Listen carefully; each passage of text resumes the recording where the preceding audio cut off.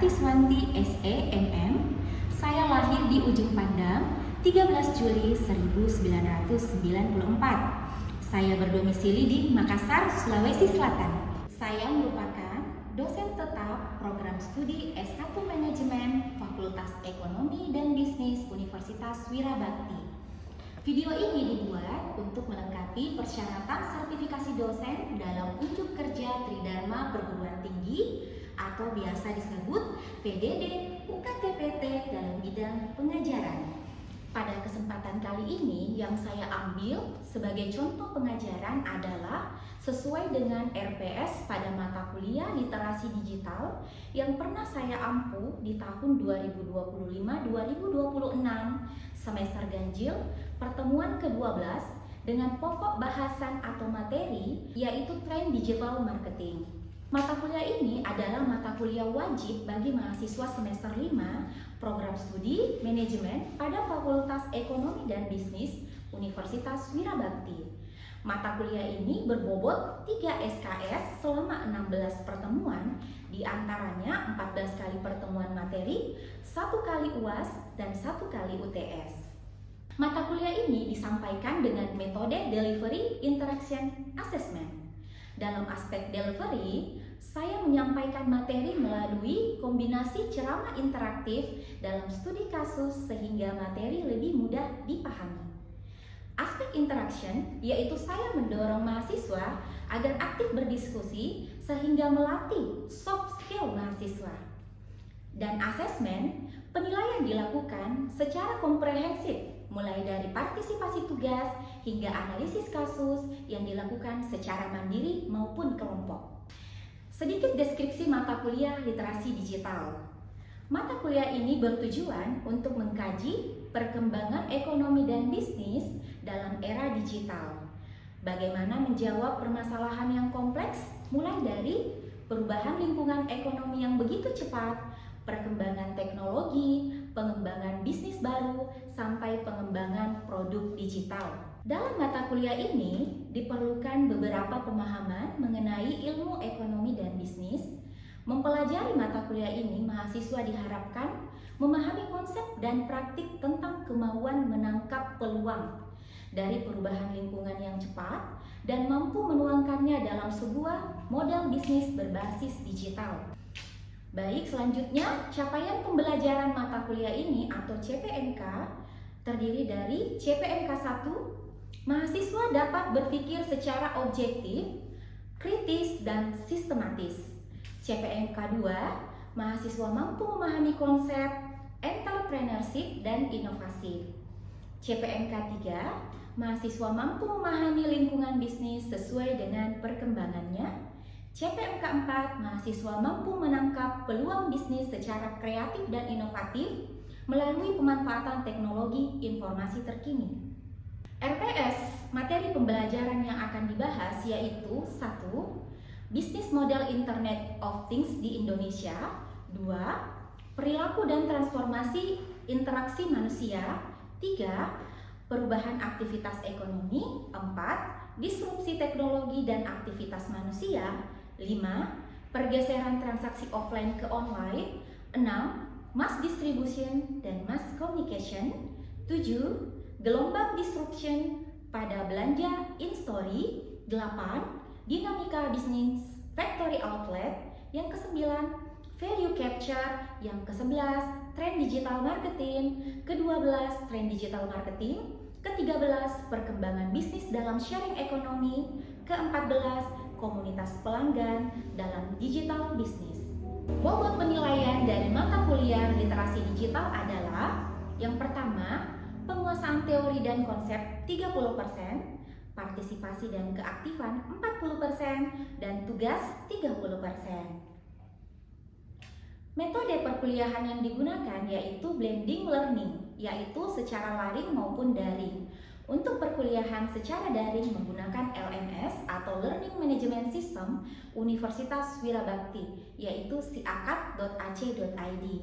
Dan secara luring menggunakan model PBL atau PBJL dengan metode pembelajaran ceramah, studi kasus, dan diskusi, agar mahasiswa mampu memahami apa yang telah dibahas atau yang telah dipelajari. Referensi atau sumber belajar yang digunakan dalam mata kuliah ini cukup beragam. Di antaranya buku karya Renal Kasali dan buku karya saya sendiri, serta referensi karya ahli lainnya, serta artikel jurnal bereputasi yang memiliki nilai kebaharuan agar mahasiswa mengikuti perkembangan pengetahuan dan teknologi masa kini. Demikian informasi pada mata kuliah Literasi Digital Program Studi Manajemen Fakultas Ekonomi dan Bisnis Universitas Wirabakti. Berikut adalah cuplikan perkuliahan untuk mata kuliah Literasi Digital dengan pokok bahasan atau materi Tren Digital Marketing. Selamat menyaksikan video pembelajaran ini, semoga bermanfaat dan terima kasih. Assalamualaikum warahmatullahi wabarakatuh. Waalaikumsalam warahmatullahi wabarakatuh. Baik, apa kabar teman-teman? Sehat ya? Alhamdulillah. Iya, kayaknya di sini tidak ada yang sakit karena cerah-cerah semua wajahnya. Ketemu lagi dengan Ibu pada kelas mata kuliah Literasi Digital untuk mahasiswa semester 5. Ini adalah pertemuan yang ke-12 kita setelah sebelumnya kita di pertemuan ke-11 membahas tentang sosial media digital. Oke. Nah, di semester ini saya harap teman-teman lebih bisa fokus karena sebentar lagi kita akan memasuki ujian akhir semester. Namun sebelum kita lanjut ke materi, ada baiknya kita berdoa dulu biar segala urusan kita dipermudah. Nah, untuk berdoanya dipimpin sama siapa ya? Iqbal. Oke. Iqbal pimpin doa, minta tolong ya Iqbal. Oke. Baik, sebelum kita melakukan kegiatan pembelajaran kali ini, sebaiknya kita berdoa sesuai kepercayaan dan keyakinan kita masing-masing. Berdoa di Tuhan.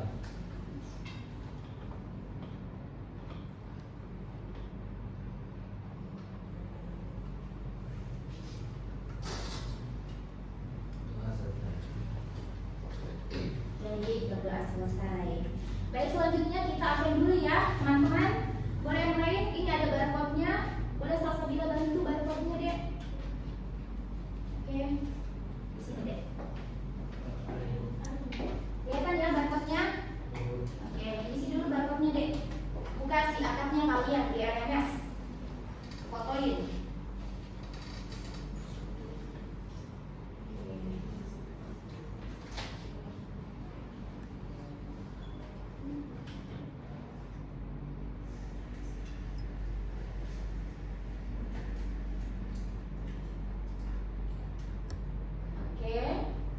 Fotoin aja.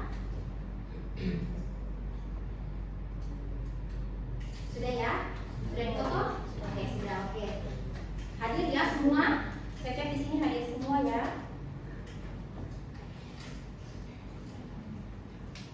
Baik, selanjutnya kita sudah sampai di pertemuan ke-12 dengan materi Tren Digital Marketing. Namun sebelumnya Ibu akan flashback dulu terkait materi sosial media marketing sebelumnya. Ada yang masih ingat peran dan fungsi sosial media? Perannya dulu deh. Siapa mungkin yang bisa flashback kemarin? Ada yang masih ingat? Oh, oke. Hasuti aja dulu. Peran sosial media. Oke. Dalam ekosistem pemasaran modern, media sosial memegang peran kunci sebagai jembatan dan dua arah antara perusahaan dan pasar. Berbeda dengan media tradisional seperti TV dan koran yang bersifat satu arah. Selain itu, media sosial memiliki peran strategis sebagai berikut, seperti fasilitator komunikasi dua arah, di mana dia bisa merubah lanskap pemasaran dari monolog menjadi dialog. Yang kedua, demokratisasi merek, di mana konsumen kini memiliki kekuatan untuk membentuk reputasi sebagai merek melalui ulasan, konten buatan pengguna, dan fasilitas. Yang ketiga, sumber kecerdasan dasar, di mana di sini menjadi laboratorium data raksasa untuk memahami peran terbaru, konsumen dan penggerak kompetitor secara real time. Oke, good. Hasuti keren ya. Oke, apa dulu buat Hasuti? Jadi yang perlu kalian catat di sini peran strategisnya itu ada fasilitator komunikasi dua arah, demokratisasi merek, dan sumber kecerdasan pasar. Oke, kalian catat masing-masing. Kemudian kita lanjut ke fungsi. Masih ada nggak yang ingat fungsi dari sosial media? Siapa ini yang bisa menjelaskan materi kita sebelumnya? Angkat tangan dulu. Ibu mau cek. Oke, coba Kak Sabila aja. Assalamualaikum warahmatullahi wabarakatuh. Mengenai fungsi sosial media, yang pertama itu ada membangun kesadaran merek. Media sosial adalah gerbang utama bagi konsumen untuk menemukan produk atau jasa baru melalui algoritma konten yang relevan, baik organik maupun iklan berbayar atau social ads. Dapat menjangkau audiens spesifik yang bahkan belum mengetahui keberadaan merek tersebut sebelumnya. Yang kedua itu ada manajemen hubungan pelanggan. Media sosial berfungsi sebagai saluran layanan pelanggan yang responsif. Kemampuan membalas komentar, DM atau cuitan secara cepat dapat meningkatkan kepuasan pelanggan dan mengubah pembeli biasa menjadi pelanggan setia. Yang ketiga itu penggerak konversi dan penjualan. Kini media sosial tidak hanya untuk promosi, tetapi langsung menjadi tempat bertransaksi. Fitur seperti fitur TikTok Shop, seperti Instagram Shopping dan lain-lain. Itu terus media sosial juga itu berfungsi menggiring opini publik dari sekedar tertarik menjadi tindakan pembelian, baik langsung dari aplikasi maupun diarahkan ke e-commerce atau situs resmi tersebut. Oke, luar biasa ya Salsabila, tepuk tangan dong. Berarti rata-rata di kelas ini sudah paham ya terkait materi kita minggu lalu. Yang intinya sosial media ini sangat penting fungsinya karena bagi siapa mungkin yang punya bisnis, TikTok Shop, itu membantu sekali kita dalam penjualan. Jadi, oke, selanjutnya Ibu akan saya anggap tuntas ya yang kemarin. Ibu akan kembali ke materi kita yang tren digital marketing. Boleh mungkin Salsabila minta tolong Salsabila untuk ininya ya, slide-nya. Langsung ke slide kedua.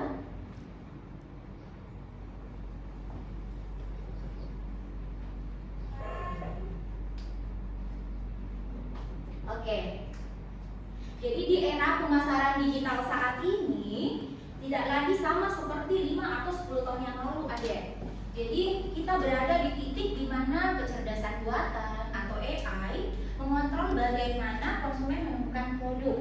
Nah, bahkan sekedar promosi online digital marketing berbasis data untuk berinteraksi, memahami dan mengkonversi audiens secara presisi.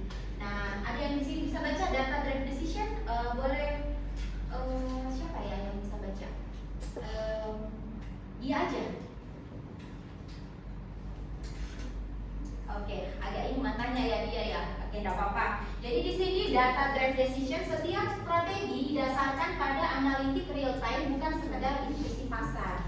Jadi semuanya sudah terstruktur secara ini deh, real time. Sekarang kalau kita ini setiap keputusan mulai dari wajah visual, jam tayang, iklan didasarkan pada analitik real time. Bagaimana menciptakan pengalaman dua arah yang relevan untuk individu segmen konsumen. Oke, baik. Slide ini sudah ya. Selanjutnya, Salsabila.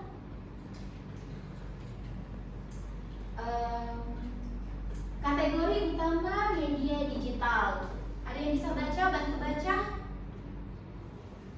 Hasuti bisa bantu baca?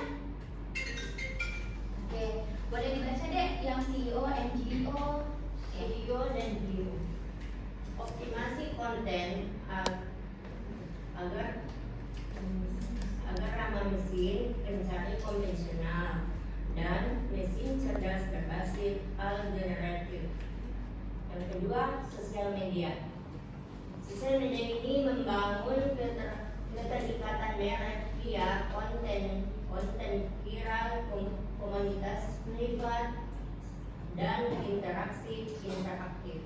Yang ketiga, paid advertising, iklan berbayar dengan targeting spesifik untuk Mendapatkan instan. Oke, dari tiga ini merupakan pilar ekosistem media digital. Pilar utamanya ini deh, jadi perlu kalian garis bawahi. Ini adalah pilar utama dari ekosistem digital, oke, media digital. Jadi kalian catat ya, karena ini penting kalau kalian nanti misalnya membuka bisnis. Oke, dicatat ya. Oke, slide selanjutnya Salsabila. Oke. Selanjutnya tren mutakhir era 2026. Ada yang bisa bantu baca? Yang lain dong, jangan nanti terus. Oke, siapa namanya? Ira, Bu. Aduh, saya agak lupa karena nama panggilan Ira ya. Oke, Ira boleh dibaca Ira? Generative Angle Optimization GEO mengoptimalkan konten agar referensikan dalam ringkasan jawaban mesin pencari AI.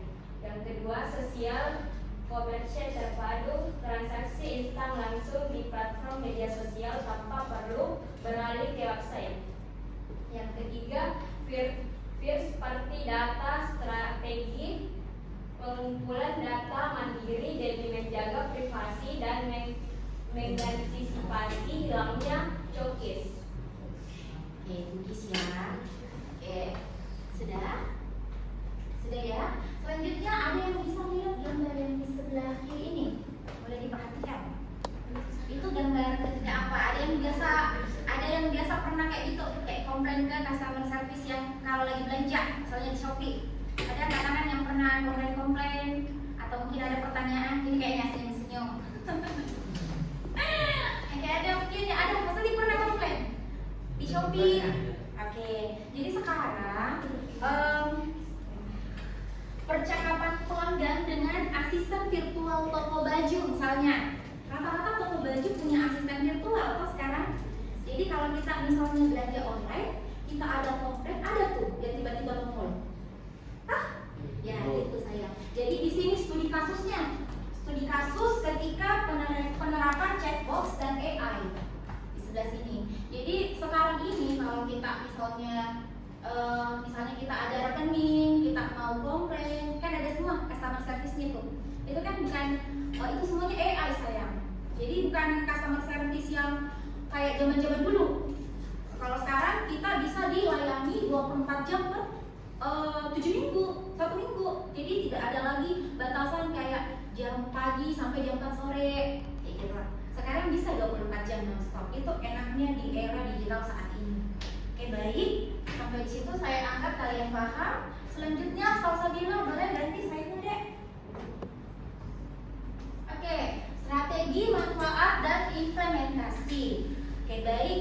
Terkait strategi, manfaat dan implementasi, selanjutnya Salsabila.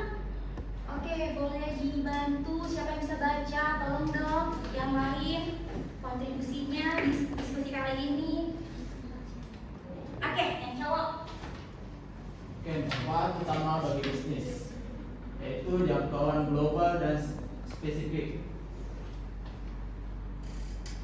memasarkan produk ke audiens di belahan dunia maupun dengan kriteria demografis yang sangat spesifik. Kedua, hasil terukur secara instan. Setiap klik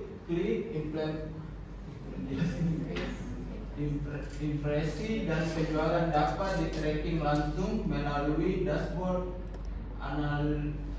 analitik secara real time. Kemudian efisiensi anggaran promosi, yaitu meminimalisir risiko keuangan dengan fleksibilitas budget harian iklan jauh lebih hemat dibanding media fisik. Oke, baik. Kemudian interaksi dua arah, yaitu membangun loyalitas konsumen secara personal melalui respon langsung di platform chat atau media sosial. Baik, terima kasih. Selanjutnya, kenapa ini penting bagi bisnis digital marketing ini? Karena ini 4 alasan mutlak kenapa bisnis harus beralih ke digital marketing. Pertama, jangkauan global dan spesifik. Kita tidak hanya bisa menjual barang di antar daerah aja. Sekarang kita bahkan bisa ekspor barang. Kita bahkan bisa jual barang kita yang tadinya mungkin ada di Palopo misalnya. Orang bisa dibeli barang tak sekarang karena jangkauannya sudah luas. Kalau bisnis sekarang sayang tidak kita belajar untuk digital marketing, bisa kita aduh. Jadi untuk yang saya harap setelah mata pelajaran ini pun selesai, kalian memanfaatkan yang namanya digital marketing ketika kedepannya membuka usaha. Oke, baik ya. Selanjutnya Salsa Dina minta tolong deh. Oke, saya selanjutnya korporasi efisiensi media pemasaran. Di sini bisa kita lihat akurasi target audiensnya itu mencapai 95% karena kita bisa mengunci demografi secara spesifik, sayang. Selanjutnya, keteruran ROI atau Return on Investment berada di angka 90% karena konversi terlacak jelas. Yang ketiga bisa kita lihat di sini efisiensi biaya mencapai 85% karena cost per lead. Oke, baik. Bisa ditekan seminimal mungkin. Ini adalah bukti bahwa digital jauh lebih efisien dari media tradisional. Itulah kenapa selalu Ibu sampaikan bahwa kita harus beralih ke digital marketing. Oke, kalian semua harus pintar digital. Tidak boleh ada yang tidak tahu lagi. Tapi saya harap di sini rata-rata kan Gen Z. Gen Z itu saya yakin lebih bagus daripada Gen milenial kayak Ibu. Oke, baik. Selanjutnya Salsa Dina boleh lanjut slide-nya deh.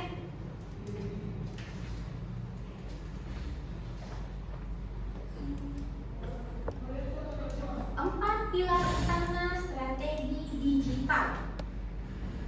Oke, ini yang perlu kalian pelajari lebih dalam karena ini yang akan nanti kalian gunakan ketika menyusun proyek akhir yang akan Ibu berikan di ujian akhir semester nanti. Yang pertama, ada yang bisa bantu baca? Yang lain dong. Biar di dalam ruangan ini siapa ya? Cowok. Dibaca aja kok. Oke, ini siapa namanya?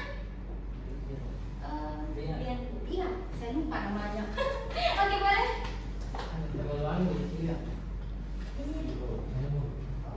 Oke, boleh. 4 pilar utama strategi digital. Yang pertama itu otoritas konten atau content authority. Membuat konten berkualitas tinggi, faktual dan mendalam untuk membangun reputasi di mata audiens secara algoritma atau AI. Yang kedua, optimalisasi multisaluran, yaitu memastikan kehadiran merek secara konsisten di situs web, mesin pencari cerdas, dan situs media prioritas. Yang ketiga itu pengalaman pengguna UX and AI bots.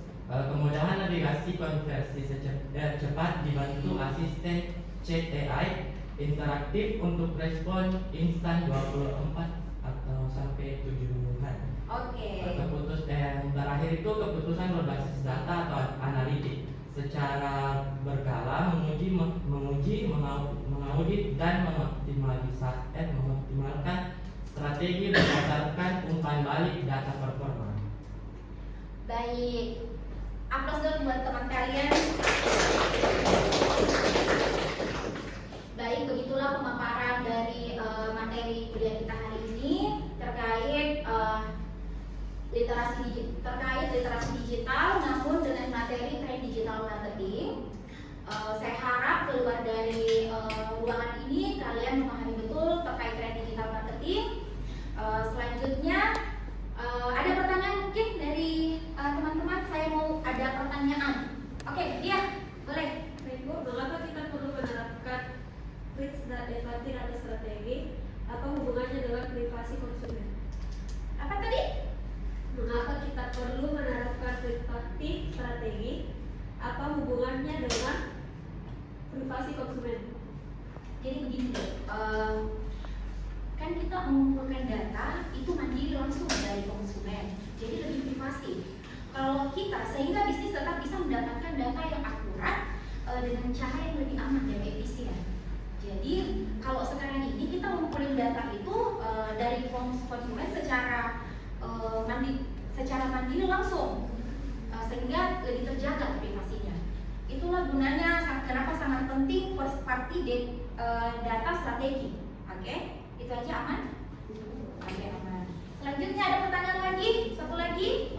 Oke, siapa namanya? Oh iya, Rosmita, berdiri Rosmita. Rosmita terlalu lama duduk. Boleh Rosmita?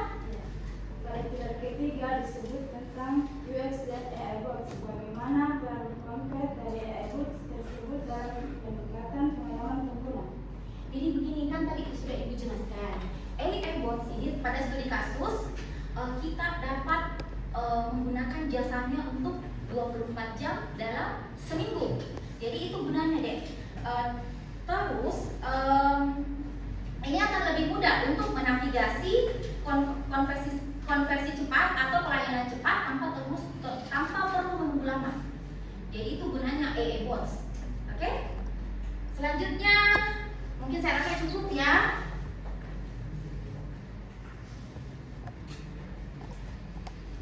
Oke, baik, untuk materi ini kita selesai ya. Ada tugas kelompok dari Ibu untuk anggota kelompok untuk tugas Ibu akan Ibu kasih tugas. Untuk materi hari ini kita selesaikan dengan adanya tugas kelompok dari Ibu. Anggota kelompoknya masih sama dengan anggota kelompok di minggu lalu. Boleh kalian cek di LMS kalian yang si akad. Di situ juga ada buku referensi Ibu yang berjudul Manajemen Adaptif Teknologi. Boleh kalian juga jadikan sebagai referensi karya Ibu sendiri. Kemudian saya tutup perkuliahan hari ini dengan satu pantun. Tapi tidak usah tawa ya. Oke. Bunga mawar, bunga selasi, warnanya cerah, duhai menawar. Cukup sekian dan terima kasih.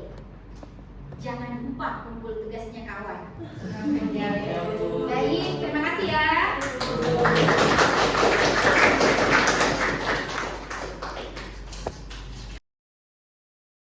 Sekian video pembelajaran pada mata kuliah Literasi Digital, materi Tren Digital Marketing S1 Manajemen Universitas Wirabakti. Besar harapan saya dengan video ini dapat menjadi penilaian yang baik untuk sertifikasi dosen di tahun ini. Dan dengan adanya pengabdian saya dalam bidang pengajaran, pengabdian kepada masyarakat, penelitian yang pernah saya publikasikan, serta pelatihan yang pernah saya kerjakan sebagai tridharma saya sebagai dosen tetap Universitas Wirabakti selama hampir 4 tahun mengabdikan diri di kampus tercinta saya. Semoga ini menjadi penilaian yang baik bagi para penilai sertifikasi dosen. Terima kasih, saya akhiri. Wassalamualaikum warahmatullahi wabarakatuh.